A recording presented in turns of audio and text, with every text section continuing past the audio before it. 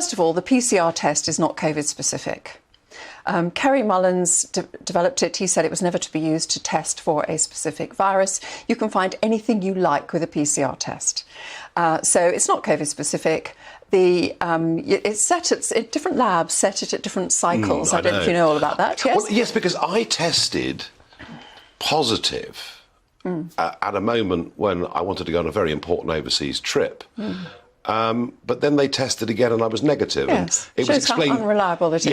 Yeah. It shouldn't be set at more than 27 cycles. Anything above 27 cycles, it's going to be magnifying something so much it would be a false positive. So we were diagnosing false positives, Absolutely. Is what you're saying. The government set it at 40 to 45 cycles. So over 90% false positives. So you make that of what you were, work out what that means. But basically, lockdown's done enormous health harm to the country. Oh, terrible. And then there was this ridiculous thing about asymptomatic spread. Well, the WHO in June of 2020 said that that asymptomatic spread was absolutely insignificant. It was so rare. And yet we were making people stay at home who had a positive test that wasn't COVID-specific, that was set to be very false positive, when they were fit and healthy and could have gone to work.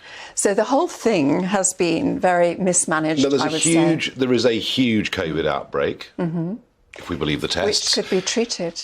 In China at the moment. Yeah.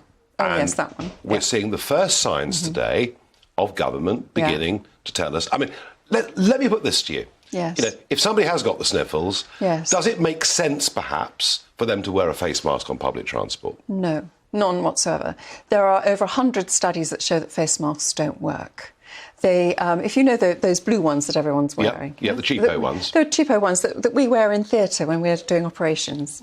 It's there as a splash guard to stop the spit from the surgeon as he's talking to his colleagues going into the patient, and also when you cut an artery in it, we don't want it in your mouth. No, too much. It's a split guard.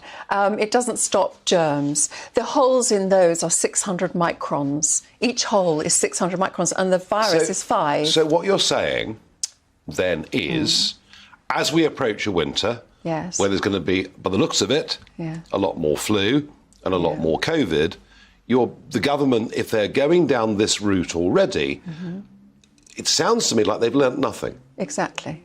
It's a complete waste of time and money, and it gives people a false sense of security, maybe. If people are ill and have symptoms, they should stay home. Just like they did for many, many, many decades if they had flu. People didn't go out.